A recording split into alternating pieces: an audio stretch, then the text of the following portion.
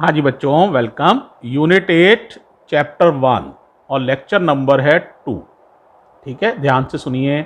हम लोग अभी कौन कौन से मॉडल पढ़ चुके हैं। एक तो पढ़ चुके हैं जे थॉमसन मॉडल, जिसका नाम था वाटरमेलन मॉडल या प्लम पुडिंग मॉडल, और ये फेल हो गया था। फिर हमने पढ़ा रदरफोर्ड एटॉमिक मॉडल। काफ़ी कुछ बहुत अच्छा किया रदरफोर्ड ने, लेकिन बेटे ये मॉडल भी हाइड्रोजन के लाइन स्पेक्ट्रम को, जो डिफरेंट लाइंस मिलती हैं हाइड्रोजन के स्पेक्ट्रम में लाइमन बामर वाली, तो उन लाइंस को ये एक्सप्लेन नहीं कर पाया था रदरफोर्ड एटॉमिक मॉडल।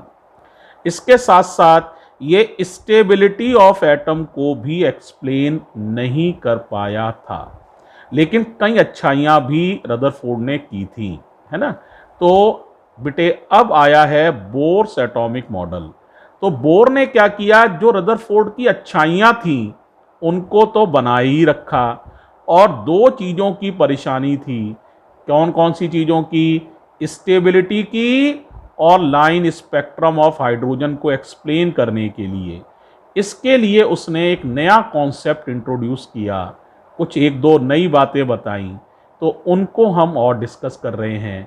इससे स्टेबिलिटी और हाइड्रोजन स्पेक्ट्रम दोनों को आगे एक्सप्लेन करने में काफ़ी मदद मिली। तो ज़रा देखो क्या पॉस्टुलेट है। तो सबसे पहले तो वही बातें आ जाएंगी जो रदरफोर्ड वाली थी। बताओ रदरफोर्ड वाली पहली बात क्या थी, ध्यान करो। हाँ, यही कि इलेक्ट्रॉन्स जो एटम का ज़्यादातर हिस्सा है, most part of the atom, देखो एक बार लिख भी देता हूँ, mostly part of the atom is empty, ज़्यादातर हिस्सा खाली है। ठीक है, और बताओ एक क्या है उसमें? न्यूक्लियस है, बताया था न्यूक्लियस है। न्यूक्लियस जो है उसमें लगभग सारा क्या है, मासिव है, वो लगभग एटम का सारा वेट न्यूक्लियस के अंदर है, तो ये मासिव है।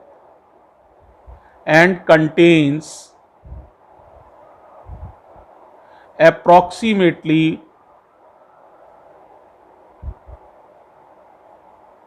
ऑल मास ऑफ न्यूक्लियस, ज्यादातर मास इसी के अंदर है। और इस पर कौन सा चार्ज है? न्यूक्लियस पर पॉजिटिव चार्ज है, सारा पॉजिटिव चार्ज भी इसी के अंदर है, पॉजिटिव चार्ज भी इसी के अंदर है। और क्या बताया था? Electrons are revolving round the nucleus, electrons are revolving round the nucleus. इतनी बातें तो उन्होंने बताई थी।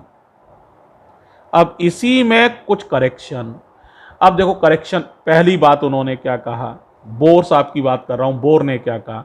उन्होंने कहा इलेक्ट्रॉन हर ऑर्बिट में नहीं घूम सकते हैं, बल्कि कुछ सेलेक्टिव ऑर्बिट्स में ही घूमते हैं, जिन्हें हम स्टेशनरी ऑर्बिट्स कह सकते हैं। या क्या कह सकते हैं बताओ? Stationery orbit.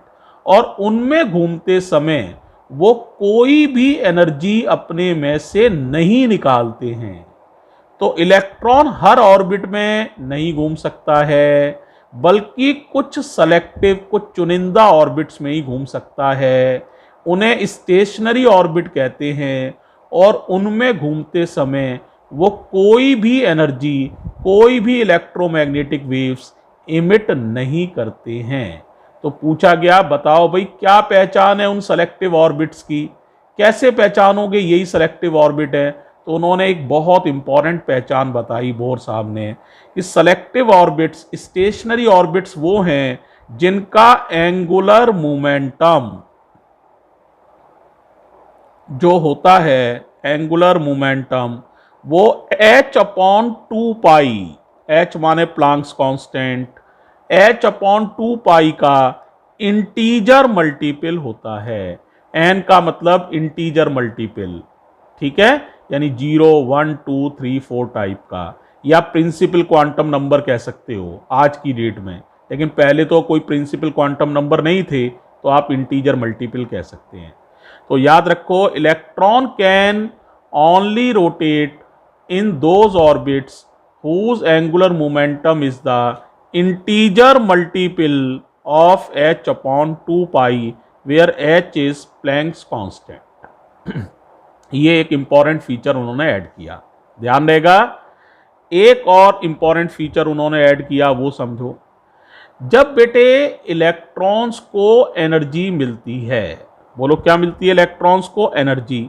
तो वो जंप करके लोअर एनर्जी स्टेट से हायर एनर्जी स्टेट्स में चले जाते हैं। ये कोई लोअर एनर्जी स्टेट है, कोई भी हो सकती है जिसकी एनर्जी कम है, लोअर एनर्जी स्टेट, और एनर्जी एब्जॉर्ब की इलेक्ट्रॉन ने, और यहां से जंप करके कहां चला गया? हायर एनर्जी स्टेट में।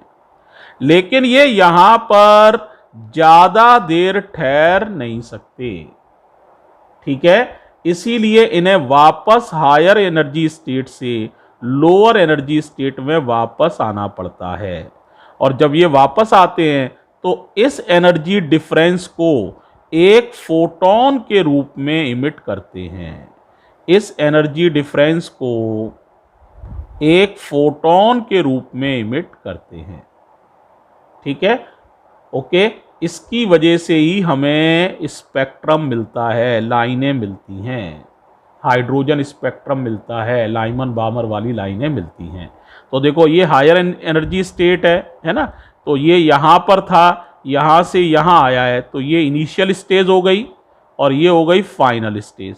तो मैं लिख दे रहा हूँ ई हायर माइनस ई लोअर, या ई इनिशियल माइनस ई फाइनल बराबर ये एनर्जी, फोटोन की एनर्जी, फोटोन होता है एच न्यू या एच सी अपॉन लैम्डा। तो ये एक इक्वेशन इन्होंने और दी, एक ये इक्वेशन थी। तो ये दो बहुत इंपॉर्टेंट बातें हैं। एंगुलर मोमेंटम का फॉर्मूला मालूम है? एल बराबर एम वी आर होता है। इसका फॉर्मूला होता है एम वी आर। एम माने मास, वी माने वेलोसिटी और आर माने रेडियस। एम वी आर बराबर N H upon 2 pi. M V R is the formula of angular momentum. तो पोस्टुलेट सारी क्लियर हो गई। 3-4 अच्छी बातें इन्होंने कौन सी रखी? रदरफोर्ड वाली रखी। और 2-3 इंपॉर्टेंट बातें अपने पास से इन्होंने बढ़ाई हैं। इनमें एक है स्टेशनरी ऑर्बिट्स का कॉन्सेप्ट, कि इलेक्ट्रॉन जब इन ऑर्बिट्स में रिवॉल्व करेंगे तो कोई एनर्जी इमिट नहीं करते हैं।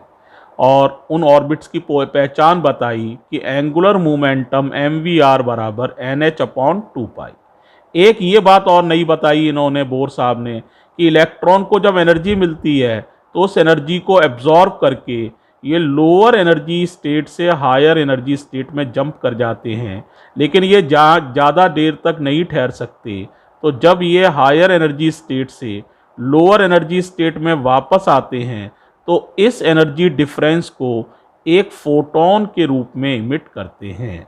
तो ये एक दूसरी इंपॉर्टेंट बात बताई। अब हम बात कर रहे हैं मैथमेटिकल एनालिसिस की। बोर्स एटॉमिक मॉडल में बोर ने लिया किसको था? हाइड्रोजन को। तो हाइड्रोजन को लेकर हम बोर्स एटॉमिक मॉडल को पढ़ रहे हैं, ध्यान रखिएगा, हाइड्रोजन को लेकर। तो ध्यान से अब देखिए जरा, तो bourse theory for hydrogen atom, इसकी बात कर रहे हैं। तो ध्यान दीजिए, bourse theory of hydrogen atom. अब हाइड्रोजन एटम में होता क्या है? तुम्हें पता है 1H1 है ये। इसमें एक तो प्रोटॉन होता है, सभी बच्चों को ही पता है। न्यूक्लियस के अंदर एक प्रोटॉन है और एक इलेक्ट्रॉन होता है जो इसके चारों तरफ चक्कर लगा रहा है। और ये रेडियस हो गई, इस इलेक्ट्रॉन का मास m है, ऑर्बिट की रेडियस r है। अब बताओ सबसे पहले क्या लिखोगे? ये इन दोनों के बीच में जो फोर्स लग रहा है, electrostatic force, it will provide the necessary centripetal force to the electron. तो क्या लिखोगे बताओ जरा?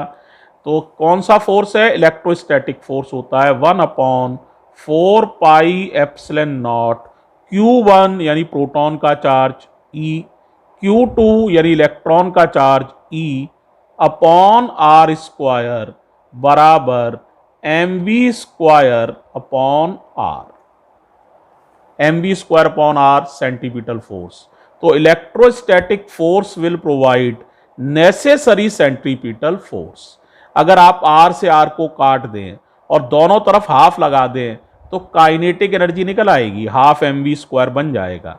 तो काइनेटिक एनर्जी ऑफ इलेक्ट्रॉन आप बता सकते हैं हाफ mv स्क्वायर बराबर, यहाँ हाफ कर लो तो ये हो जाएगा half 1/4 pi epsilon naught E square upon are.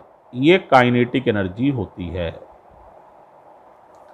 अब देखो बेटा, हम बोर्स एटॉमिक थ्योरी में एंटर कर रहे हैं। तो बोर की सबसे मेन बात जो थी, एक पोस्टुलेट था, वो था कि इलेक्ट्रॉन सिर्फ उन्हीं ऑर्बिट में घूम सकते हैं जिनका एंगुलर मोमेंटम h/2 पाई का इंटीजर मल्टीपल होता है। तो mvr बराबर nh/2 पाई। क्लियर हो गया होगा? mvr बराबर nh/2 पाई। यहां से v की वैल्यू निकाल लो जरा, तो v हो जाएगा nh/2 पाई mr। इस v की वैल्यू को यहां रख रहे हैं, हाफ तो दोनों साइड कट ही जाएगा, v की वैल्यू रख दे रहे हैं, तो क्या हो जाएगा m v स्क्वायर करो n square h square upon 4 pi square m square r square. m v square किया है, n square h square upon 4 pi square m square r square. Half से हाफ कट गया, आगे लिख रहा हूं 1/4 pi epsilon naught E square upon R. एक R भी कट जाएगा, देखो जरा ध्यान से, कट गया आर। यहां से आर अब एक बचा उसकी वैल्यू तुम निकाल सकते हो। तो आर कितना हो जाएगा, देखो आर तो इधर आ जाएगा, ई स्क्वायर नीचे और ये ऊपर चला जाएगा।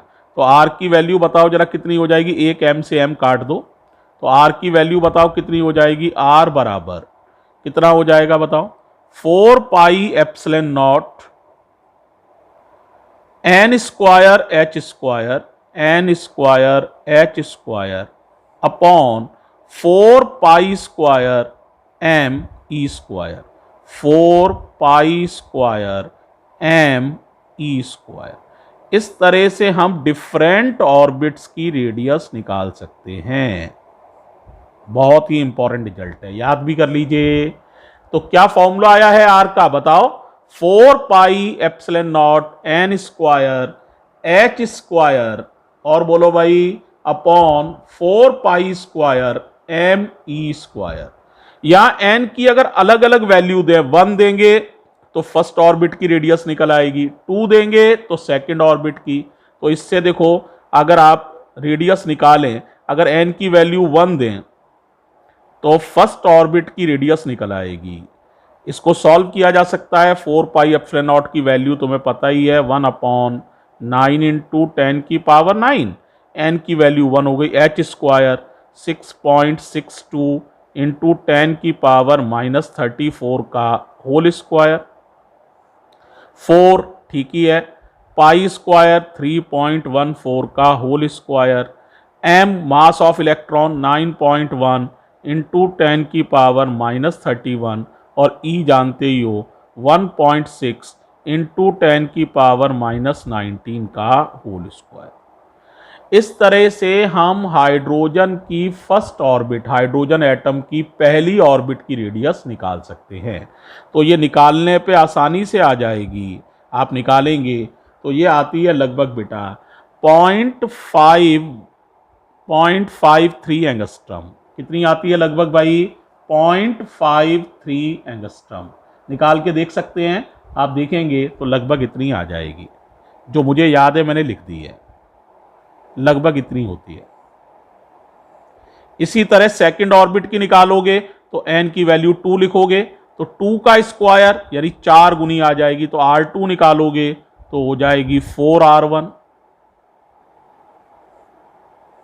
इसी तरह से R3 R4 भी आप निकाल सकते हैं। ये बेटे फर्स्ट ऑर्बिट की रेडियस को ना बोर्स रेडियस के नाम से भी लोग जानते हैं। इसको क्या कहते हैं? बोर्स रेडियस, क्योंकि बोर ने पहली बार ये कैलकुलेट की थी, तो इसलिए नाम ही पड़ गया है बोर्स रेडियस। यानी ये R1 0.53 एंगस्ट्रम जो लगभग है, इसको बोर्स रेडियस के नाम से भी जाना जाता है। इस तरह से बेटे सबसे पहले इन्होंने रेडियस कैलकुलेट की। अब वेलोसिटी कैलकुलेट की। आप देखो, अगर r की वैल्यू यहां लगा दोगे तो वेलोसिटी का फॉर्मूला बन जाएगा, और वेलोसिटी यानी ये जो इलेक्ट्रॉन चक्कर लगा रहा है, इसकी वेलोसिटी भी हम कैलकुलेट कर सकते हैं।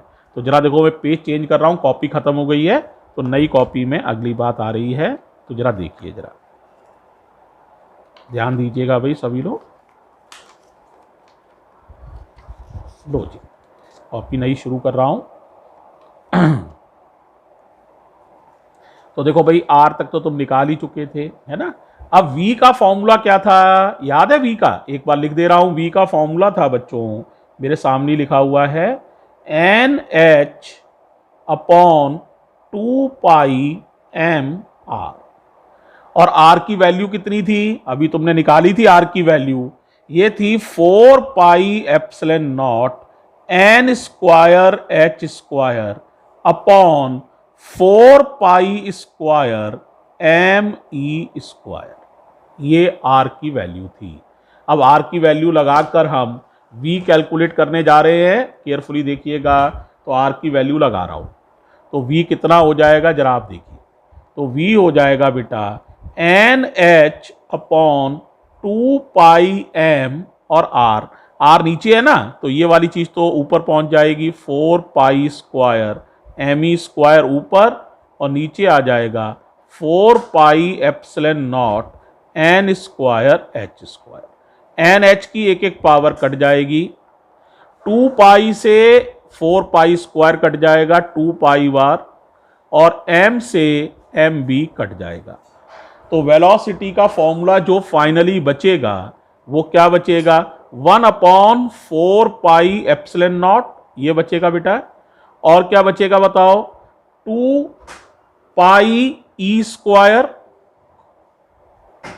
2πe² upon NH। ये आ गया वेलोसिटी का रिजल्ट। क्लियरली देखो, वेलोसिटी n के इनवर्सली प्रोपोर्शनल है, n बढ़ने से वेलोसिटी कम होगी। ठीक है, तो ये ध्यान रखना है। अब देखो बेटा, यहां से हम कैलकुलेट कर सकते हैं। अगर हम फर्स्ट ऑर्बिट में वेलोसिटी कैलकुलेट करें तो कर सकते हैं। v हो जाएगा, फर्स्ट ऑर्बिट की बात कर रहा हूं, 1 लिख दे रहे हैं, तो 1/4πε0 9 × 10⁹ 2 पाई माने 3.14 e square 1.6 × 10⁻⁻19 whole square divided by n माने 1 और h 6.62 × 10⁻34। इसको अगर सॉल्व करें तो ये आएगा 3 × 10⁸ डिवाइडेड बाई 137। 3 × 10⁸ c होता है वेलोसिटी ऑफ लाइट। तो अगर वेलोसिटी ऑफ लाइट से कंपेयर करें तो c/137, यानी जो बेटे इसमें इलेक्ट्रॉन चक्कर लगा रहा होगा फर्स्ट ऑर्बिट में, उसकी स्पीड होगी वेलोसिटी ऑफ लाइट में 137 का डिवाइड करके निकल आएगी। तो ये होती है स्पीड। तो अब तक हम लोग कहाँ तक वर्क कर चुके हैं बताओ भाई? एक तो हमने वेलोसिटी कैलकुलेट कर ली है, रेडियस कैलकुलेट कर ली थी, ध्यान आ गया होगा, रेडियस कैलकुलेट कर ली थी, वेलोसिटी कैलकुलेट कर ली है। फर्स्ट ऑर्बिट में रेडियस आई थी फर्स्ट ऑर्बिट की 0.53 एंगस्ट्रम, और वेलोसिटी आई है फर्स्ट ऑर्बिट की c/ जो इलेक्ट्रॉन है फर्स्ट ऑर्बिट में उसकी वेलोसिटी होती है c/137। यहां तक क्लियर है? अब बात कर रहे हैं बेटा एनर्जी की। किसकी बात कर रहे हैं भाई? एनर्जी की। तो इलेक्ट्रॉन के पास कितनी एनर्जी होंगी? दो, एक तो काइनेटिक एनर्जी और एक पोटेंशियल एनर्जी। काइनेटिक एनर्जी मैंने निकाली थी, वापस दिखा देता हूं, एक मिनट देख लो, निकाल चुके हैं हम। ये थी काइनेटिक एनर्जी, देखो half M V square equals to 1/4πε0 E square upon R का आधा, यानी 2r समझ लो। ये थी हमारी काइनेटिक एनर्जी। पोटेंशियल एनर्जी और निकाल लें तो दोनों को जोड़ेंगे तो टोटल एनर्जी निकल आएगी। ठीक है, तो हम पहले काइनेटिक एनर्जी जो निकाल चुके हैं उसको लिख रहे हैं, ध्यान दीजिएगा आप। तो काइनेटिक एनर्जी कितनी थी उसकी बात कर रहे हैं। तो देखिए भाई, energy of an electron, energy of an electron, पहले कौन सी एनर्जी निकाल रहे हैं? काइनेटिक। अभी दिखाया था काइनेटिक एनर्जी जो थी बेटे वो थी 1/4πε0 ई स्क्वायर अपॉन 2r। ये थी हमारी काइनेटिक एनर्जी। याद आ गया भाई? ठीक है, अब पोटेंशियल एनर्जी लिखो। पोटेंशियल एनर्जी होती है 1/4πε0 Q1 Q2 अपॉन r। ठीक है, और ये अट्रैक्टिव नेचर की है क्योंकि इलेक्ट्रॉन और प्रोटॉन अट्रैक्ट करेंगे। जब भी अट्रैक्टिव हो तो पोटेंशियल एनर्जी नेगेटिव होती है, क्योंकि Q1 का निशान प्रोटॉन की वजह से प्लस आएगा और Q2 का निशान माइनस आएगा। तो ये हो जाएगा, बोलो भाई, 1/4πε0 ई, लेकिन एक प्लस एक माइनस, तो ई स्क्वायर अपॉन आर, लेकिन ये एनर्जी होगी नेगेटिव, तो ये हो गई नेगेटिव एनर्जी। अब आप इन दोनों को ऐड करोगे तो टोटल एनर्जी निकल आएगी। तो देखो, ये है ई स्क्वायर अपॉन आर, ये है ई स्क्वायर अपॉन 2r, तो ये कॉमन आ जाएगा, माइनस का 1 यहां से बचेगा, प्लस का 1/2। तो देखो जरा कॉमन लेके जरा देख लो टोटल एनर्जी कितनी आ जाएगी बच्चों। तो टोटल एनर्जी हो जाएगी बच्चों, kinetic energy plus potential energy. तो कॉमन ले लेना, 1/4πε0 E square upon are common, यहां से बचेगा हाफ, यहां से बचेगा माइनस का 1, माइनस का 1 और प्लस का हाफ, माइनस का हाफ हो जाएगा, तो माइनस का half 1/4πε0 E square upon R. Total energy को ई से लिख दे रहा हूं, इस तरह से टोटल एनर्जी भी निकल आएगी। क्लियर बेटे? एक इंपॉर्टेंट बात यहां से ध्यान रखिएगा, देखो काइनेटिक एनर्जी हमेशा पॉजिटिव होती है, पोटेंशियल एनर्जी नेगेटिव होती है, और टोटल एनर्जी नेगेटिव होती है। देख लो, नेगेटिव है। ठीक है, और रेशियो क्या होता है? अगर काइनेटिक एनर्जी में हाफ आता है, पोटेंशियल एनर्जी में 1 आता है, और इसमें माइनस का हाफ आता है, ये भी माइनस का ही 1 था। अगर 2 का मल्टीप्लाई कर दोगे तो ये हो जाएगा 1, तो पोटेंशियल एनर्जी होगी माइनस का 2 और टोटल एनर्जी होगी माइनस का 1। ये इन तीनों एनर्जीज का रेशियो होता है, हमेशा याद रखिए, बड़ा इंपॉर्टेंट पॉइंट है ये, इससे बहुत आपको मदद मिलेगी। ये तीनों का रेशियो होता है। ठीक है, यानी काइनेटिक एनर्जी अगर 1 है तो पोटेंशियल एनर्जी माइनस के 2 होगी और टोटल एनर्जी माइनस की 1 होगी। ठीक है, तो ये अब R की वैल्यू लगा दे रहे हैं तो एनर्जी का फॉर्मूला बन जाएगा। क्या फॉर्मूला बन जाएगा? देखो भाई, माइनस हाफ 1/4πε0 ई स्क्वायर और R की वैल्यू जरा देख लो, देखिए ये रहे 4πε0 n square H square upon 4π² m square. याद कर लो, अब इसे लगा रहा हूं यहां पर, ध्यान दीजिएगा, किसकी वैल्यू लगा रहे हैं? R की। तो R नीचे है तो उल्टा लिखा जाएगा फॉर्मूला, तो 4πε0 n स्क्वायर एच स्क्वायर, तो नीचे आ जाएगा, और 4π² m e स्क्वायर ऊपर आ जाएगा। अब देखो बेटा क्या हो जाएगा, जरा आप देखिए, देखो 2 से ये 4 कट जाएगा 2 बार, तो ये माइनस की तो है ही, 2π² एम ई की power 4 2 pi square M E 4 upon 4 pi epsilon naught whole square N square H square. ये एनर्जी का बहुत ही इंपॉर्टेंट फॉर्मूला बन जाएगा। यहां पर देखो एनर्जी जो है वो एन स्क्वायर के इनवर्सली प्रोपोर्शनल है। Energy is proportional to 1 upon N square.